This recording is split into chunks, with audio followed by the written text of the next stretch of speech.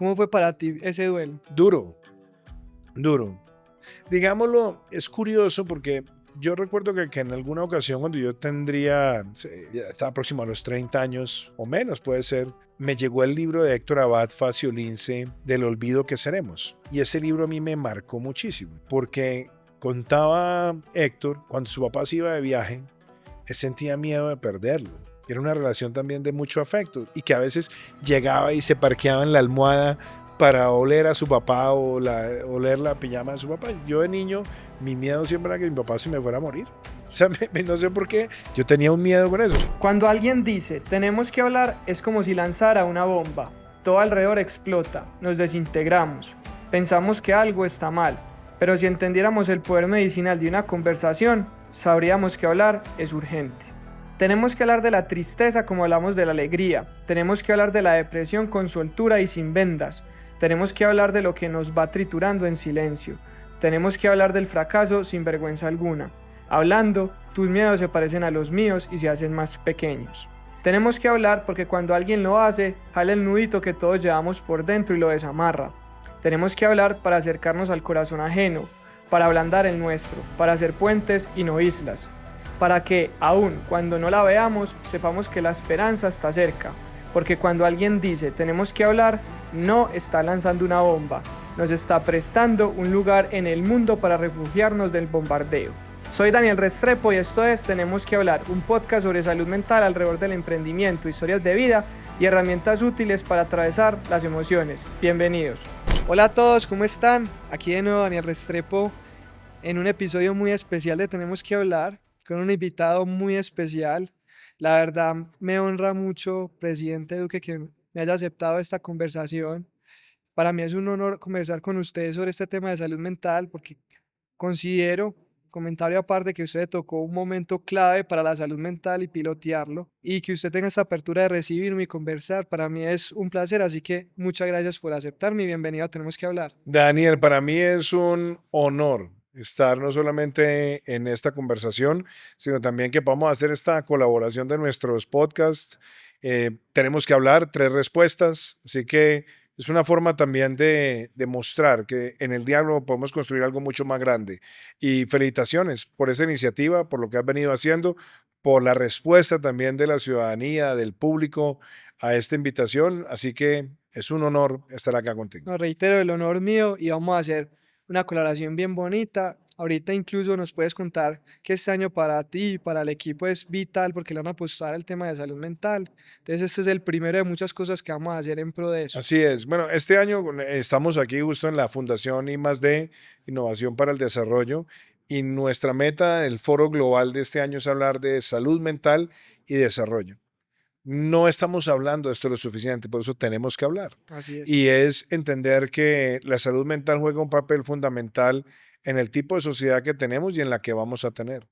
Es fundamental en los niveles de violencia y cómo reducirlos o eliminarlos. Es fundamental para generar optimismo, proactividad y también vencer todas estas enfermedades, yo las llamo diabólicas, de la polarización, del Total. odio, de no tener el espacio para cambiar de postura si nos convencen con argumentos. Y creo que esos factores sumados a muchas otras cosas que están pasando en la sociedad, donde hay soledad, donde hay ansiedad, si no las abordamos a tiempo, nos van a pasar una factura muy alta. Así que queremos desde la Fundación tener este foro global dedicado a este tema. Vamos a sacar un reporte también sobre este tema y yo creo que es una invitación a todos los colombianos para que hablemos más de salud mental. No, y cuente con, tenemos que hablar para lo que necesite, para ese evento, para todo, porque es muy importante que Muchas más gracias. se hable.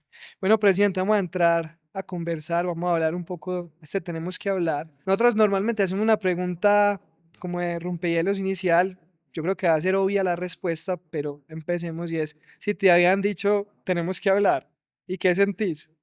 No, yo creo que sí me lo han dicho y yo también lo he dicho muchas veces y es bueno. Así que yo creo que llevamos una vida a veces con una dinámica que puede tornarse en automático y a veces hay que tener tiempo para hablar de a veces de lo obvio, a veces de aquellas cosas que de pronto dejamos a un lado y hablar también sobre cómo estamos, cómo nos sentimos y qué queremos ser y cómo podemos también aportarle a muchas personas y cómo otras personas pueden aportarnos a nosotros. Y te digo algo muy importante que a mí me pasó en la vida. Yo recuerdo que en algún momento, cuando yo estaba empezando mi carrera, yo tenía un compañero de trabajo en el Banco Interamericano de Desarrollo mucho mayor que yo y era una persona muy hosca, ¿no? Muy de un trato muy severo, muy fuerte, muy, a veces hasta displicente. Y yo tendía como a juzgar, ¿no? Como, este es mucho tipo tan difícil, por no decir otras cosas que pueden pasar en nuestra mente más cotidiana. Sí. Eh, y alguien me dijo, hombre, es que él perdió un hijo. Y yo nunca me había sentado a entender la dimensión de cómo situaciones que nos pasan en la vida pueden terminar afectando nuestra personalidad, nuestra forma de interactuar, nuestra forma de vivir, nuestra forma de sentir, nuestra forma de agradecer. Y, y yo recuerdo que en alguna oportunidad yo le dije, oiga, ¿por qué no nos pegamos una conversación, una charla? Y Tenemos terminamos que hablar. haciéndonos grandes amigos. Tenemos que hablar. Y a veces cuando hay distancia, cuando hay muros, cuando hay dificultades, tenemos que hablar. Y siempre tratar de situarse en la postura emocional y sentimental que puede tener otra persona para construir a partir de ahí amistades y relaciones provechosas. Impresionante. Y mira, lo que tú dices, uno normalmente parte de juzgar. Entonces dicen, esta persona sí es dura, pero nunca le pasó algo. Pues como que cambia mira que cuando te dicen lo que le sucede, te das cuenta de que hey, está juzgando desde afuera. Cuando genero esa empatía y entro a generar esa conversación, hoy tienes un amigo. Pero si no rompes con eso, Y parte también de esto, Daniel, es muy fácil juzgar. mm, Y los seres humanos somos muy dados siempre a juzgar. Y a veces no somos lo suficientemente precavidos, que una de las grandes lecciones del mm, estoicismo es ser severos con nosotros mismos y ser benignos con los demás. Tener más impaciencia con nosotros mismos y más paciencia con los demás. Y yo creo que es parte también de ese autogobierno donde uno todos los días va adquiriendo mejores formas de entenderlo. wow. Importante eso del estoicismo. Ahorita lo podemos profundizar. Lo quiero llevar, presidente, al tema de los sueños, porque yo creo que es importante darle valor a los sueños. Hay un video suyo, más o menos, no sé, 8 o 9 años tendría, donde a usted le preguntan sobre qué, pues, con qué quiere ser, y usted dice ahí, quiero ser presidente porque quiero ayudar mucho al país.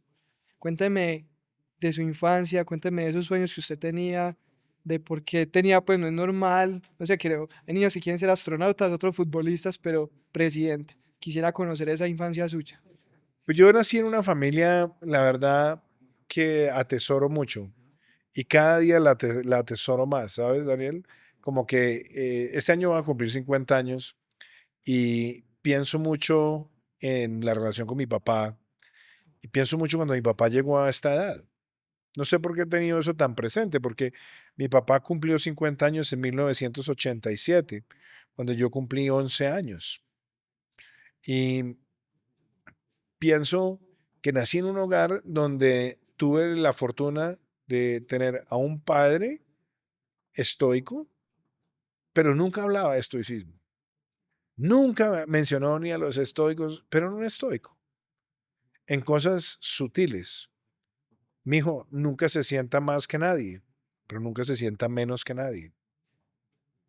Mijo, exíjase. Mijo, quiero que ustedes sean personas útiles a la sociedad. Tenga siempre sentido fraterno y sentido emocional de ayudar a las personas en condición de necesidad. Y siempre tenga presente que usted tiene que irse a dormir tratando de sentirse orgulloso de lo que usted ha hecho. Eran temas sutiles. Y mi mamá, también una mujer extraordinaria, la gran coequipera de mi papá en su carrera, pero una mamá cercana, humana, a ratos con pincha, a ratos alcahueta, también a ratos severa, exigente, pero sobre todo una mujer muy dulce, muy cariñosa Entonces crecimos en ese ambiente con mi hermano Andrés. Mi padre había sido casado, primeras nupcias. Tenemos una hermana, María Paula, de ese primer matrimonio, que no convivíamos en el día a día, pero también teníamos un sentido de unidad con el que crecimos y por eso tenemos un amor tan grande por ella. Pero crecí en ese ambiente, mi padre un servidor público, al mismo tiempo un gran lector, un historiador, una persona que fue gobernador de Antioquia, que fue secretario de Hacienda del Departamento de Antioquia, auditor de Naciones Unidas, contralor de Bogotá, 2 veces ministro. Era una persona con una trayectoria preciosa y siempre nos hablaba del servicio público, pero nunca nos inducía. Decía, ustedes sean lo que quieran ser en la vida, pero sean personas útiles a la sociedad. Pero vi el reflejo de su carrera y mi mamá, una mujer que es politóloga, creativa, experta en publicidad, fue vicepresidenta de agencia de publicidad. Entonces crecí en un ambiente donde el diálogo, la creatividad, la lectura, la música era parte fundamental de nuestra vida y yo vi a ese ser humano que era mi padre y fue para mí una inspiración. Mi abuelo, que en paz descanse, papá de mi mamá, también estuvo en el servicio público, fue viceministro de Minas, fue viceministro de Hacienda, tuvo una experiencia muy bonita en lo público y en lo privado. Y mi abuela, curiosamente, que era modista y que también estaba siempre de la mano con mi abuelo, era la que trataba siempre de enseñarme cosas de la política y me hablaba de los presidentes, de los personajes que habían ayudado a transformar el país. Y la verdad, Daniel, es que, y lo digo con humildad real, desde que tengo uso de razón, yo quería ser presidente de Colombia. Y eso es un sueño. Pero lo bonito es que los sueños puedan evolucionar y puedan evolucionar de distintas maneras. Cuando uno es niño, el sueño se puede volver una ambición, pero después esa ambición se puede volver una convicción y después esa convicción se puede volver una vocación. Y yo creo que hay algo que yo le agradezco a Dios, yo soy una persona muy creyente, y es que la vocación es cuando uno está dispuesto a hacer algo y uno tiene totalmente alejado que el hacer ese algo es un interés personal, sino que genuinamente es un interés de servir. Y así yo creo que fue como la vida me fue moldeando con esos principios de hogar en el que nosotros crecimos, donde pues claro que también había los problemas propios de un hogar. Mis padres se separaron ya cuando yo estaba en mis años, en mis 20 años y fue duro, pero crecí en un ambiente de esfuerzo, de educación, de lectura y de apreciar el arte de la conversación. Wow, impresionante, presidente. Y quiero llevarlo a hablar del papá. Tu papá falleció más o menos en el Hace 10 2016, años, sí. sí, casi 10 años ya, previa a que fueras presidente. La relación que tú tienes, que es de público conocimiento que tenías, era un vínculo muy fuerte. ¿Cómo fue para ti ese duelo? Duro, duro. Digámoslo, es curioso porque yo recuerdo que en alguna ocasión cuando yo ya estaba próximo a los 30 años o menos puede ser, me llegó el libro de Héctor Abad Faciolince del olvido que seremos. Ujú. Y ese libro a mí me marcó muchísimo porque contaba Héctor que cuando su papá se iba de viaje, él sentía miedo de perderlo. Era una relación también de mucho afecto y que a veces llegaba y se parqueaba en la almohada para oler a su papá o oler la pijama de su papá. Yo de niño, mi miedo siempre era que mi papá se me fuera a morir. O sea, no sé por qué, yo tenía un miedo con eso. Con mi mamá no lo tenía porque mi mamá siempre la hemos visto casi que es invencible. O sea, mi mamá tiene, a la edad que tiene, sigue teniendo una actividad tremenda y se ve muchísimo más joven, pero mi papá llegó a ser padre relativamente viejo. Pues yo nací cuando mi papá tenía 40 años. Entonces, cuando yo tenía 11 años, mi papá tenía la que yo tengo ahora. Y yo decía, no quiero que mi papá se me vaya. Entonces, había mucho apego en la niñez. Y algo que fue muy bonito es cuando mi papá ya deja la vida pública y empieza su actividad privada, es coincidente con la entrada mía en la adolescencia. Y recuerdo que había largas caminatas con él. Nosotros vivíamos en Multicentro, en el barrio Multicentro, y caminábamos a Unicentro con él, mi hermano, y eran conversaciones de todo, divertidas. Y era una forma de él estar presente de tirarnos líneas sutilmente, de escucharnos, de saber qué pasaba por nuestras mentes, por nuestra cabeza y crear una relación muy estrecha de confianza y de sinceridad. Y eso para mí fue muy importante, muy importante. Cuando uno está en la adolescencia, Daniel, la vida empieza a uno a traerle retos, exploraciones, y uno quiere saber muchas cosas.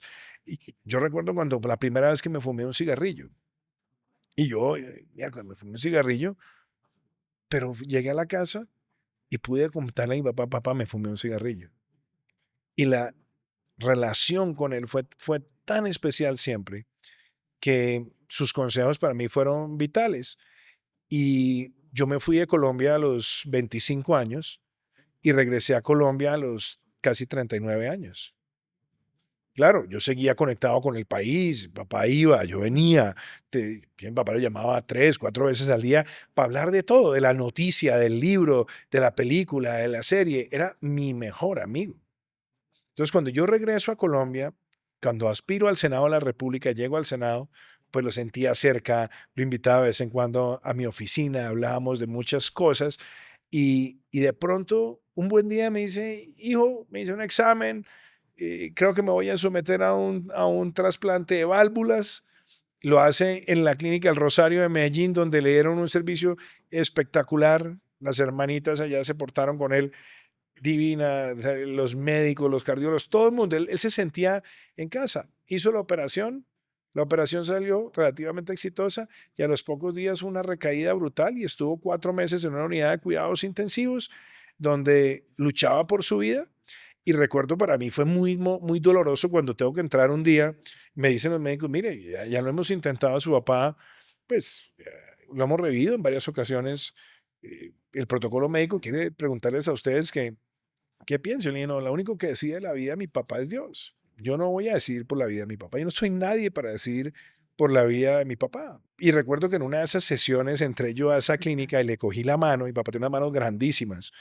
Y entonces le digo, viejo, si me estás oyendo, apriétame la mano y me la apretó. Uf, Entonces fue a esperar esa recuperación, se recupera, había pasado por una traqueotomía, recupera el habla y ya cuando estaba con esa energía de salir adelante, que yo voy a estar con él el Día del Padre, yo tengo que viajar a Estados Unidos unos días con mi familia, ya el plan de él regresar, un día me llaman y me dicen, su papá se está muriendo y al otro día tengo que regresar, mi papá ya había muerto y, y me quedé como con la duda de si para mí era mejor haber estado ahí y verlo morir o sencillamente encontrarme con una caja de cenizas.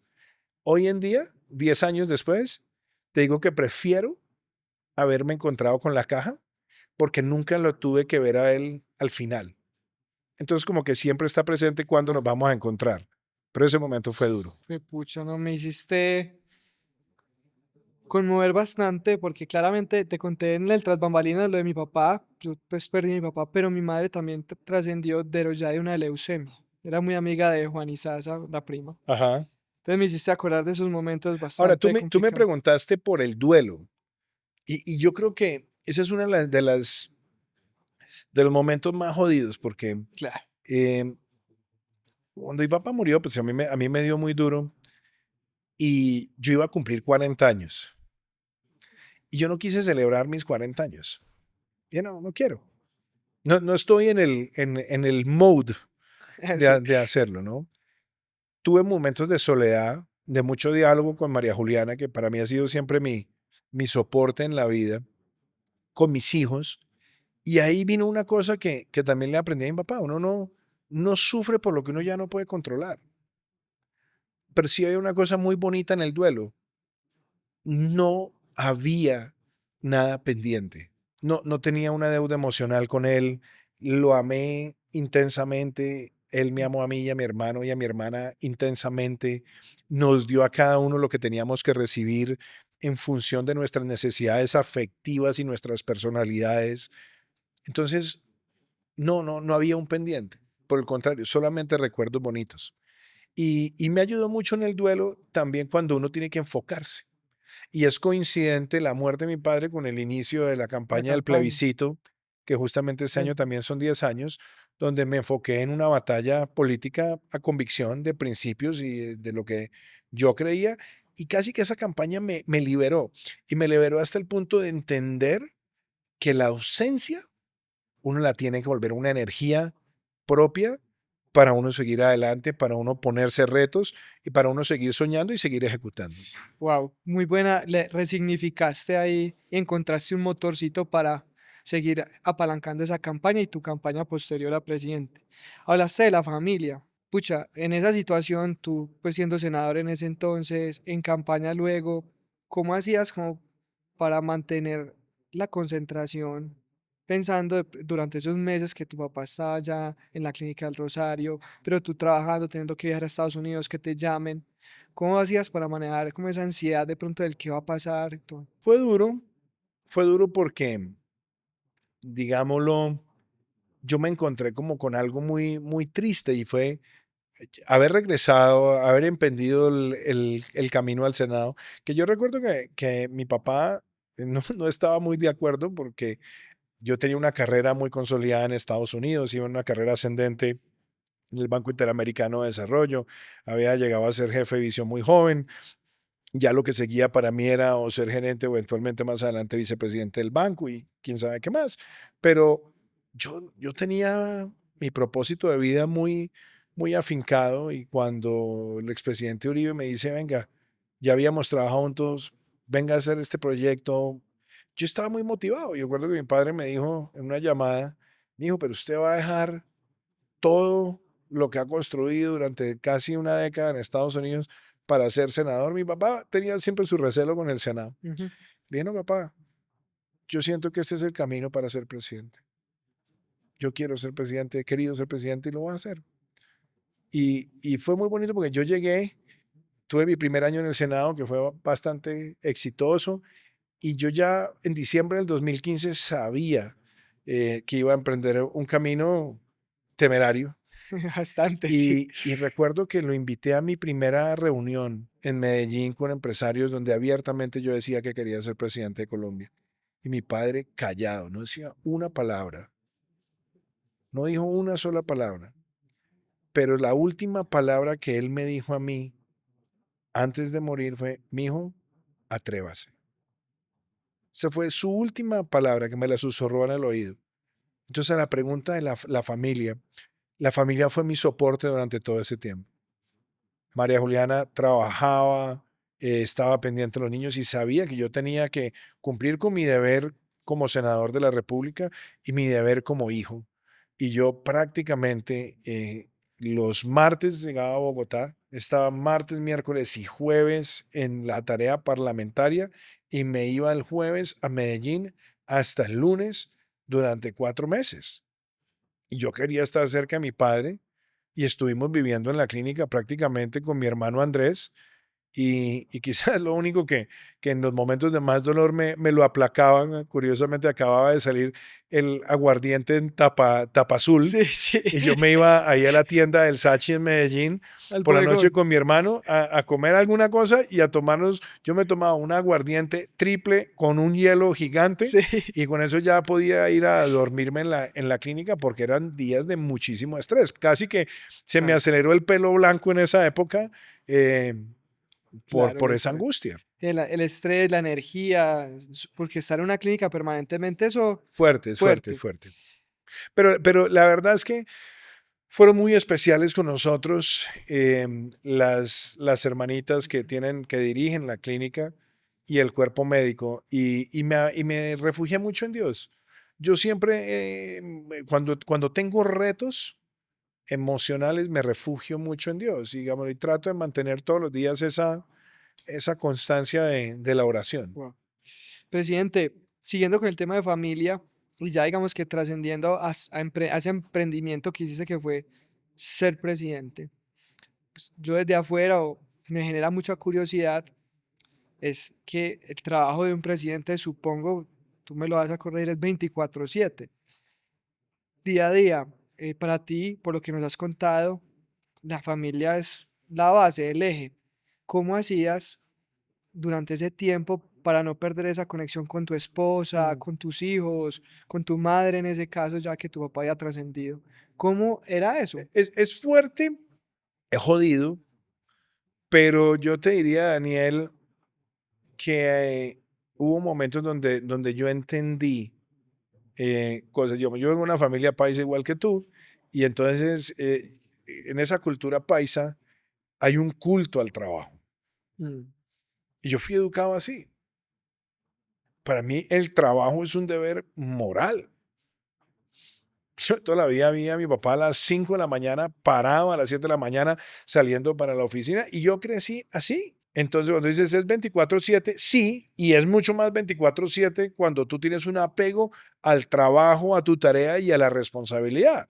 Ahora, ahora ya hay otras prácticas que Total, son totalmente distintas, pero total. en mi forma de entender la responsabilidad era 24/7, porque el otro día me preguntaba alguien, me decía, ¿y usted dormía al menos 8 horas en la presidencia? Y yo, no, claro que no. Y me decía, pero ¿por qué? Le digo, primero porque toda la vida dormí muy poquito, ahora duermo más, ahora tengo una disciplina, tengo el anillo que me ayuda a monitorear y todo, pero yo hacía un cálculo, un presidente, pero un periodo de 4 años, que duerma 8 horas diarias, No, duerme más de 400 días. un año Entonces, que no trabaja, es un año. bueno, te toca a cortarla sin que eso comprometa tu estabilidad física y emocional y mental. Entonces, había una entrega muy grande y hubo algo que a mí me pasó en el primer año. Toda la vida soñando con gobernar, con ser presidente del país, con sacar adelante políticas públicas. Yo me obsesioné por las políticas públicas desde muchos años. Estudié administración pública, fui profesor de administración pública. Entonces todo el día era con indicadores, sacando adelante temas, encima, encima, encima. Y yo recuerdo que hubo un día que yo dije, hey, ¿dónde está mi familia? Escucha. Pues, claro, porque tú llegas a los 41 años o 42 a la responsabilidad que siempre añoraste y arranca la adrenalina de, oiga, tengo que sacar adelante infraestructura, agua, tierras, educación, y yo me metía en los temas de política pública a fondo. Y entonces era de lunes a viernes, los sábados talleres construyendo país, a veces los domingos preparando cosas, y como que en un momento dado dije, algo no está bien acá. Y yo tengo que mantener ese equilibrio. Y yo creo que afortunadamente pasó a muy buen tiempo y tenemos que hablar. Porque un día le dije a María Juliana, ahí, Tenemos que tenemos hablar. que hablar. Quiero que entiendas lo que me está pasando. Y ella, como ha sido siempre, supremamente comprensiva, pero también sabiendo poner los puntos sobre las íes. Me dijo, mira, estamos felices de saber que estás haciendo lo que estás haciendo, pero nosotros también te necesitamos y tú no necesitas a nosotros. Y ahí sirvió mucho porque yo dije muchas veces en campaña que yo iba a seguir viviendo en mi casa de familia. Y yo viví con María Juliana y los niños durante 18 meses en nuestro apartamento. Pero ya se estaba volviendo también disfuncional porque a veces las jornadas se volvían muy extensas en la casa de la niña, entonces me quedaba en la casa de la niña. Finalmente le dije a María Juliana, no, vámonos todos para la casa de la niña y nos mudamos nosotros en noviembre del 19.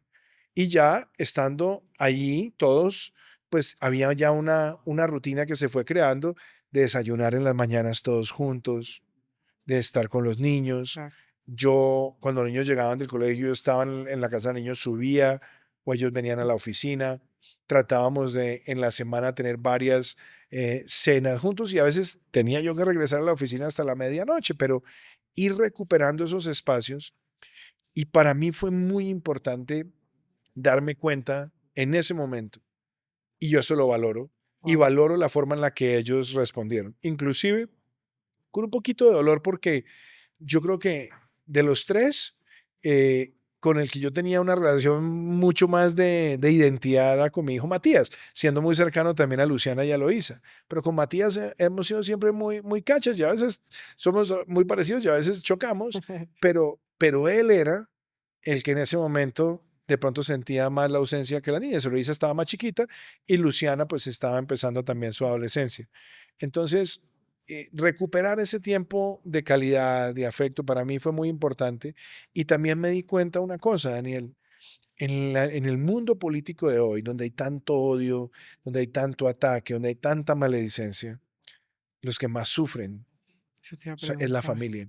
y uno no habla de esto antes. Entonces tenemos que hablar. Hubiera Total. sido muy importante de pronto hablar sobre muchas de esas cosas que podrían venir antes, y muchas de esas cosas tuvieron que ser habladas en la medida que sucedían, porque uno va desarrollando el cuero duro, pero la familia no, y es normal. Y yo creo que eso también a mí me educó muchísimo sobre lo complejo que es hoy el ejercicio de la función pública cuando hay tanto ataque personal. Yo puedo decir una cosa con tranquilidad: nunca, nunca he entrado a hacer política con la agresión personal. Y eso me da tranquilidad emocional, de no cruzar las rayas del respeto, y me da la autoridad moral conmigo mismo de saber resistir y saber aislar, saber entender que cuando uno lo atacan con saña, no hace daño, si uno lo sabe aislar. Pero llegar a ese punto es todo un proceso de educación emocional muy fuerte. Sí, incluso una de mis preguntas tenía pues relacionado con la familia era eso, porque hay contadas, por ejemplo, tienen la adolescencia, entonces no sé, fake news, comentarios, porque la gente, pues como tú dices, hay mucha maldad atrás de una red social o en el mismo comportamiento, pues porque la gente no sabe discutir con argumentos, sino que va al ataque. ¿Qué les decías, por ejemplo, a tus hijos o a tus... Yo todavía tengo muchas veces esa discusión porque entonces todos somos humanos. Y a veces da rabia y sale un madrazo aquí, un madrazo allá, Claro, pues, normal, ¿no? cualquier.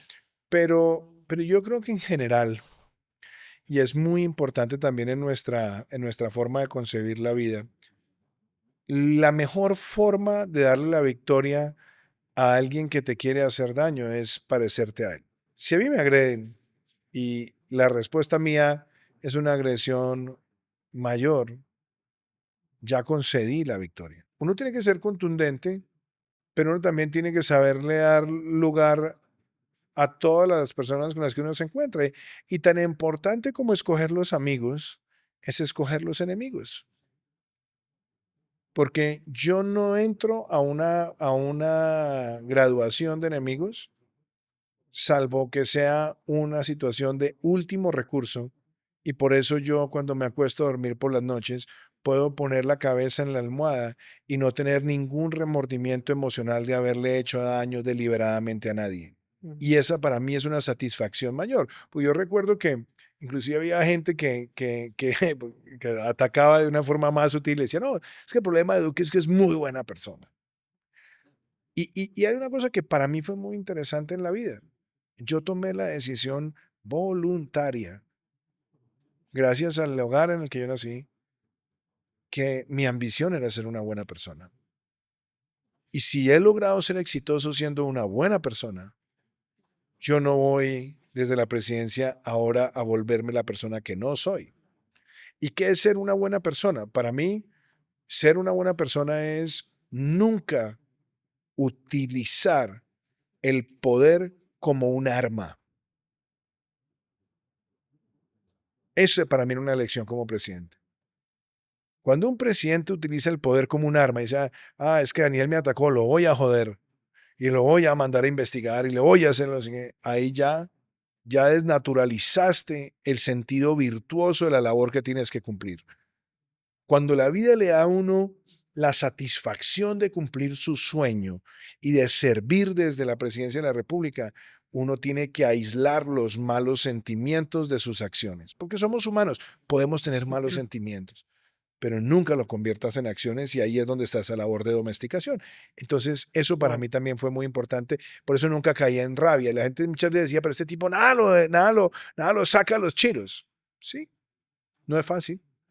Es una labor de todos los días, y claro que me salía a los chiros, y claro que muchas veces regañaba o exigía, pero en la actitud humana frente a la vida, nunca dejarse llevar a Wow. convertir el poder en un arma. Gracias, presidente, por esa respuesta. Lo va a llevar al 15 de marzo del 2019. Creo que ese fue un buen tenemos que hablar, donde usted le habló al país y les dijo, bueno, palabras más, palabras menos, tenemos esta situación, nos vamos a encerrar. No, es 2020. Es que 2019, 2020, disculpe. Sí, yo ya Claro. estaba diciendo, Sí, pero tenés toda la razón. Qué pena, me quedé con el 2019. 2020, cuando tú nos dices, bueno, la locución, nos vamos a encerrar, tenemos esta situación, creo que una conversación o una decisión bastante compleja de tomar, también por la incertidumbre que generaba, y parte de este podcast que es de salud mental, pues del efecto en la salud mental que ha tenido esa situación. ¿Cómo fue o cómo era esa conversación a la hora de tomar una decisión tan radical frente a un evento que genere tanta ansiedad? Porque no sabía, usted mismo incluso ahí en la locución lo decía, estamos viendo qué es, cómo se comporta, pero pues nadie sabía. Quisiera conocer esa experiencia y qué pasaba por tu cabeza. muy jodido, Daniel. Yo creo que ese es de los momentos más difíciles en todo sentido, como persona, como profesional, como gobernante, pero también desde el punto de vista de las políticas públicas y el rol de las políticas públicas en la sociedad. Yo me había tornado de alguna forma obsesivo con las pandemias 10 años antes de que llegara la pandemia del COVID-19, cuando trabajaba en el BID con Luis Guillermo Echeverry, que ha sido un gran mentor para mí, un amigo incondicional, y de esas personas que uno siempre valora la sinceridad de hablarle a uno como uno espera que le hable un amigo y le hable a uno un mentor. Y yo recuerdo que estábamos con Luis Guillermo en el BID cuando empezó todo el tema del SARS, la H1N1, cuando habíamos visto también cosas relacionadas con el ébola. Y se había publicado en Estados Unidos un libro que se llama The Great Influenza, sobre la fiebre española, que por cierto no empezó en España, sino en Pittsburgh, y que inclusive tuvo ramificaciones en Colombia. El hijo de Marco Fidel Suárez, el primer presidente de Colombia que enfrentó una pandemia, murió por esa fiebre española, y ese presidente no tenía cómo repatriar el cadáver de su hijo, tuvo que pedir un préstamo, y para soportar el préstamo tenía que poner como garantía el salario de presidente, y lo sacaron de la presidencia por un juicio de indignidad por haber tenido que pedir un crédito para repatriar a su hijo muerto en Pittsburgh, imagínate eso. No, Entonces, increíble. yo me obsesioné por el tema, quería leer, conocer, y eso le doy gracias a la vida, porque cuando yo estoy en la casa de huéspedes recibiendo el año nuevo, el 31 de diciembre del 2019, yo recuerdo que le dije a María Juliana, a mí me gustaba siempre empezar 1 de enero Con con toda. toda, temprano, para mantener el ritmo y para recibir el año como era. Y ella estaba con la familia, se quedaron un rato, yo me fui a dormir, y yo pongo el aire acondicionado bien frío. Después María Juliana llegaba y lo subía, entonces No, lo tenía que dejar helado para dormirme bien. Prendía el televisor y empecé a ver en CNN el titular de lo que estaba pasando en Wuhan. Coincidencialmente, cambio de canal y están dando la película Contagion. Eh, y como que de la nada empecé a traer todas esas lecturas de pandemias y momentos así. Y al otro día, 1 de enero del 2020, llamo al ministro encargado, a Iván González, y le digo, Iván, ojo con lo que está pasando en Wuhan, necesito una información diaria de esto, ¿para dónde va? Dijeron, pero todavía no. Es que yo estoy preocupado que eso se pueda volver algo de impacto global. Después fui a Davos, en Davos nadie hablaba de eso en ese momento, em, y yo seguía obsesionado y seguía recibiendo los informes. Entonces como que le agradezco a Dios, a la vida, que se activó todo un sistema de pensamiento en función de lo que podía hacer, que terminó siendo.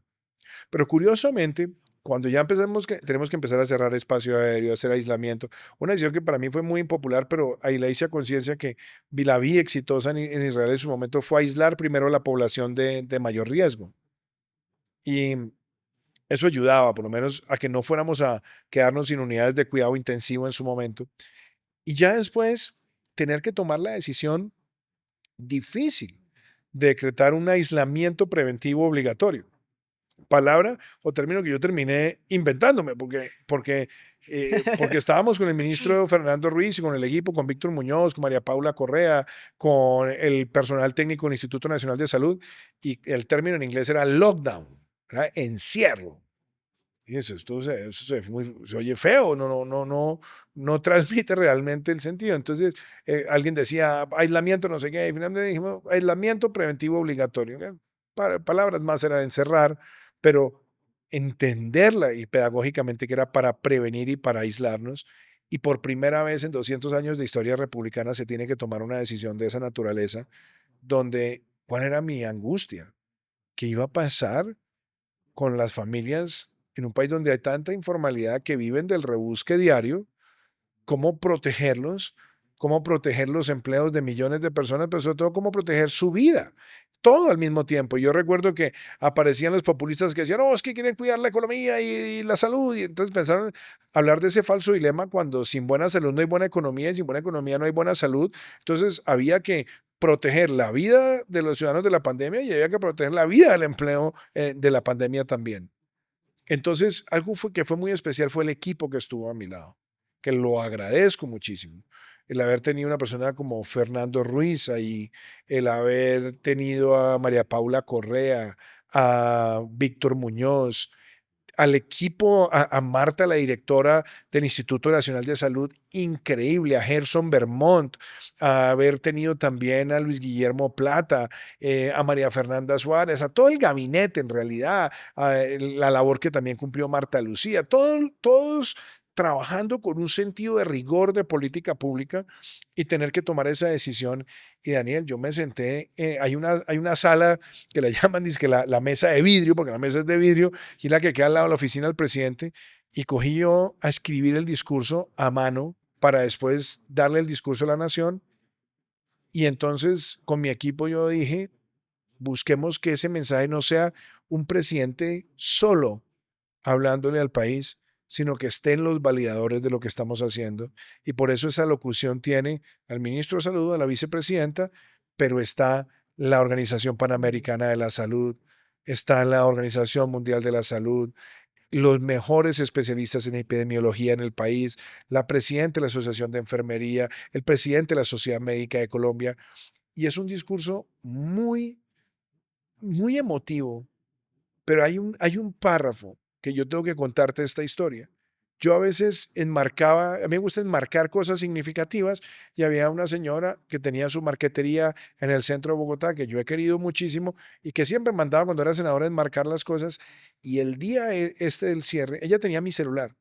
Me marcaba y yo le contestaba y me marcó y la oigo en el teléfono. ¿Qué pasa? Me dice, presidente, dígame una cosa, ¿usted nos va a encerrar? ¿Y por qué me estás preguntando eso? Porque yo no sé cómo vamos a vivir. Y entonces, esa llamada detona una enmienda a ese discurso que está tachado. Yo lo tengo enmarcado en puño y letra y ahí viene una frase donde hacemos un llamado. Quiero hacerle un llamado a las familias colombianas que tienen mejores posibilidades y oportunidades que otros para que adoptemos a una familia en necesidad, para que nos unamos en pasar este momento, que nos protejamos. Y yo recuerdo que ese día, porque uno siempre sabe que, claro, la voz del presidente tiene efectos, es un púlpito de poder y es una comunicación con el país, pero después de ese discurso, cuando yo dije eso, empezó casi es que me revienta el celular.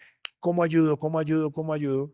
Y ahí nació la campaña Ayudarnos hace bien y todo ese programa de respuestas, el PAEF, el programa que lanzamos también del subsidio, de aumentar el apoyo a las familias más vulnerables, que era ingreso solidario. De ahí vino la entrega a los mercados, vinieron muchas cosas. Entonces, a esa pregunta que es tan especial, ese fue un día donde yo entendí cosas, pero también tengo remordimientos. Y yo creo que estamos tan enfocados en manejar la pandemia, en la salud, en la vacunación, que no faltaran las unidades de cuidado intensivo, que pudieran los muchachos estudiar, que los pensionados pudieran recibir su pensión de manera más ágil y digitalmente, que de pronto se descuidó en ese momento. Tenemos que hablar qué va a pasar con la salud mental de las personas encerradas durante tanto tiempo. Y yo creo que esa fue una lección que después la aprendí a las malas, porque cuando yo entendí muchas expresiones de los jóvenes después, que fueron inclusive utilizadas con el deseo de incendiar el país, cuando yo vi que había unos elementos de rabia, de encierro, de frustración, de ansiedad, ahí fue cuando, gracias al liderazgo de Juan Sebastián Arango, del equipo del ICBF, logramos poner en marcha toda esa conversación con los jóvenes que llevó a la elección de los consejos de juventud al Pacto por la Juventud y que me permitió darme cuenta que quizás el tema que quedó pendiente allí y que hoy sigue estando ahí, es que hay muchos jóvenes de la pandemia, muchos niños de la pandemia que quedaron también con secuelas de una situación tan difícil y que merecían en su momento abordar con más profundidad y por eso hoy en día le estamos dedicando tanto tiempo también desde nuestra fundación a hablar de salud mental. Total, pues que yo creo que era, pues, era una parte de mis preguntas, pero para respetarte el tiempo, y es como, pucha, es que una decisión de semejante nivel no puede como pensar en tanta cosa, lo que tú decías, o sea, hay que hacer algo ya. Entonces, claro, ojalá uno pudiera decir, bueno, vamos a tomar esta decisión y ya con el Es que, o sea, Daniel, el reto era tomar decisiones con información incompleta. total. Porque, digamos, todo el mundo es técnico el lunes, ¿no? El lunes después Claro, del partido, mira, pues total, sí, has debido hacer esto, debido hacer lo otro. Pero total, cuando estás ahí, el candelero. a mí me pasa, pero ahora cuando tengo reuniones con mis amigos, me dicen, no, es que yo en la pandemia aprendí Mm, a pintar, yo en la pandemia me dediqué a hacer yoga. Yo en la pandemia yo tenía que estar resolviendo 24/7, o sea, el nivel de tensión que alcanzas a recibir, porque no se nos olvide que 6 meses, durante 6 meses no había ni siquiera esperanza de una vacuna rápida. Entonces total, era manejando la y lo tiene. incertidumbre, ¿no? Presidente, en esa incertidumbre, en esas ansiedades, en esa situación, y durante los 4 años en general, después incluso de pandemia, ¿usted cómo cuida su salud mental? Porque, pucha, qué nivel de presión, todo el mundo dándole, todo es importante, todo es para allá, delegar, pero que esta persona no funcionó. Pues, ¿cómo era ese candeleo? Yo creo que hay como cuatro cosas, unas que son de medio circunstanciales y bonitas, otras que tienen que ver con la práctica de ciertas cosas y otras que ahora te las cuento que son un poco más mundanas, pero igualmente importantes. Yo creo que hubo algo muy importante también y es que teníamos un muy buen equipo y un equipo de gente que se quería, que se respetaba, que se apoyaba. Y eso es algo que yo valoro muchísimo y que atesoro como de las cosas en las que, por lo menos en lo que a mí respecta, me siento orgulloso de haber podido conformar un equipo de esa naturaleza. El ambiente era un ambiente siempre de equipo, de casi que de familia, de trabajar juntos. Y tuvimos compañeros que perdieron a sus padres en la pandemia. Perdimos a un amigo, a un compañero como Carlos Holmes Trujillo. O Ujú, sea, pasaron cosas, pero es el estar rodeado de gente comprometida, gente buena, gente honesta. Mira, Daniel, eso hace la diferencia. ujú. No es lo mismo tener que enfrentar una situación de esas con un equipo donde está la gente viendo a ver a quién le va a meter la siguiente puñalada. Entonces, eso fue importante. Segundo, muy importante también en mi salud mental, la oración. El tener la fe muy presente. Y yo tenía conversaciones con el capellán de la Casa de Nariño, con uno de los quizás amigos más cercanos que tuve también en la presidencia, Fray José Gabriel Mesa Angulo, una persona excepcional y con la que hablaba de muchos temas que era más allá de simplemente sentarnos, orar, no, era ir a la profundidad. Tercero, ayudaba mucho el humor. Y yo creo que eso es, Sí, eso, eso es algo que los colombianos tenemos porque en medio de tanto dolor, el tener la capacidad también de reír es muy importante. Y en cualquier situación en la vida, uno nunca puede perder esos detonantes de humor. Son como una especie de canalizadores de muchos sentimientos. La familia, sin lugar a duda, para mí fue muy importante, María Juliana y los niños. Y hay algo que yo sigo teniendo y es parte de mi vida. Cuando yo tengo momentos de tensión y lo puedo hacer, me salgo a una terracita y me fumo un puro, perfecto. pero con tranquilidad, no con afán. Bueno, fumo con tranquilidad porque de alguna manera y yo nunca tengo el celular en la mano cuando estoy en esa situación. Eso puede ser media hora, 45 minutos, una hora, pero lo hacía de vez en cuando y me ayudaba también a tener tranquilidad. Obviamente, si podía estar en la caminadora o sea, otra cosa, lo hacía, pero esos eran elementos muy importantes y había algo que de alguna forma también estaba presente, el sentirme acompañado de un afecto muy grande de personas de mi familia que fueron definitivas para mí. Claro, María Juliana, mis hijos, pero mi mamá estaba presente y mi hermano Andrés también presente todos los días, siempre. Una llamada, claro, mi hermana María Paula también lo hacía, pero mi hermano para mí fue fundamental. Entonces, cuando tú tienes a alguien de la familia que no está con el presidente, sino que está con el ser humano detrás de las decisiones y que te ayuda a reflexionar sobre muchas cosas, yo creo que esos son herramientas que la vida te da, ángeles que la vida te pone para ayudar a sortear esos momentos tan complejos. No, presidente, me quedan muchas preguntas, pero quiero cerrar. Ya, seguramente para el evento haremos otro para que sigamos tertuliando sobre este tema tan bonito que es la salud mental, pero quería terminar y cerrar para respetar obviamente también tu tiempo. Empecé la entrevista preguntándote por el video del niño que soñaba ser presidente. Hoy ese niño cumplió ese sueño. ¿Qué le diría el presidente Duque hoy a ese niño cuando lanzó ese sueño? ¿Se cumplió o no se cumplió? ¿Quedó algo pendiente? Contame un poquito de esa conversación, ¿cómo sería? No, lo que pasa es que en esas idas y venidas del pensamiento en retrospectiva, porque a veces lo hago, yo creo que había muchas cosas que yo le diría, pero no sé si se la diría al niño, porque se la diría al niño, se la diría al adolescente, se la diría al joven. Hay un autor, que yo seguramente creo que lo conoces, que es profesor de la Universidad de Harvard, que se llama Arthur Brooks. Y él ha trabajado muchos temas asociados con salud mental y publicó un libro el año pasado muy bueno que se llama From Strength to Strength, de fuerza a fuerza, y que habla sobre la segunda parte de la vida. Donde yo vas a cumplir 50 años, como voy a cumplir yo 50 años, pues claro, sigues estando joven. Pero como me decía un amigo, mira, al final del día, pues, estás joven, estás con energía, pero entras a la niñez de la vejez. Entonces, has vivido la mitad de una vida y eso es muy importante, agradecer la vida. Los estoicos hablaban mucho de memento mori, que eso no quiere decir que uno estaba buscando la muerte, no, el memento mori, y es muy importante, es que uno todos los días debe estar reflexionando, hey, si yo muriera hoy, ¿cómo recordaría mi vida?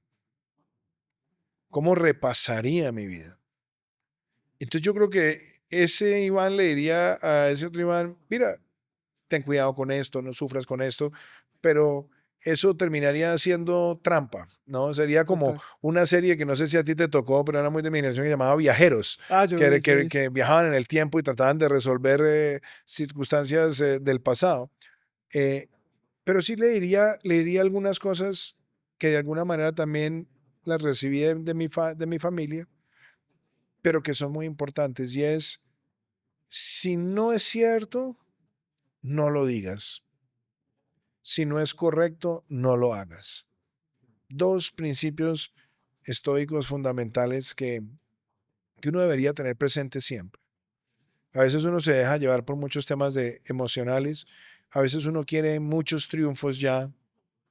Hay un discurso muy bonito de Jorge Eliezer Gaitán en esos viernes culturales que hacía, donde va contando las etapas de la vida y dice que hay un momento donde uno quiere la gloria y quiere los títulos y quiere el reconocimiento, y hay otros momentos donde uno ya ve la vida con un poco más de distancia y con un poco más de tranquilidad. Yo no le diría a ese Iván, no siga tan rápido, no añore las cosas tan rápido, pero sí le diría, sobre todo, tenga cuidado con ciertas personalidades de las cuales todavía no termino de acabar de descifrar, eh, porque el ser humano es muy paradójico y a veces uno se encuentra con gente maravillosa, pero también se encuentra con personas que solamente entiende quiénes son realmente después de que uno ha pasado por las instancias de poder. Entonces, sí, de pronto le agregaría unas observaciones de cuidado. Pero la verdad te lo digo, Daniel, con humildad, con fe, con tranquilidad. Ya en los momentos de la vida, yo voy a cumplir 50 años. La presidencia es menos del 10% de mi vida. Entonces, es un momento que me marcó la vida, que me ayudó, que lo hice con pasión, con entrega. Fue el propósito de toda una vida. Y yo creo que todo de lo que ahí quedó, para mí no es añorar lo que pasó o lo que viví, ni tratar de buscar volverlo a tener, sino de tomar también esa experiencia para la nueva parte de la vida y dedicarla a lo que estamos haciendo hoy, que es formar nuevos liderazgos a través de esta fundación que es Innovación para el Desarrollo, donde queremos formar personas que traigan impacto positivo en el territorio. Entonces casi que yo le diría a ese Iván, no le diría muchas cosas, le daría esas 3 Sí. observaciones, pero también le diría, prepárese para esa segunda parte de la vida que también va a ser igualmente bonita y que va a ser parte del tener ese objetivo para seguir aportando sin ambición por las cosas, o pues sin ambición personal, pero de pronto más colectiva, para que tengamos un mejor país y una mejor sociedad. Hombre, presidente, le agradezco mucho haber aceptado ese Tenemos que hablar, Muchas esa gracias, Daniel, y colaboración tan felicitaciones. espectacular. Gracias por abrirse. Quedamos pendientes de algunos temas, los vamos a ir viendo en el camino y con toda este año con la salud mental. Muchísimas gracias.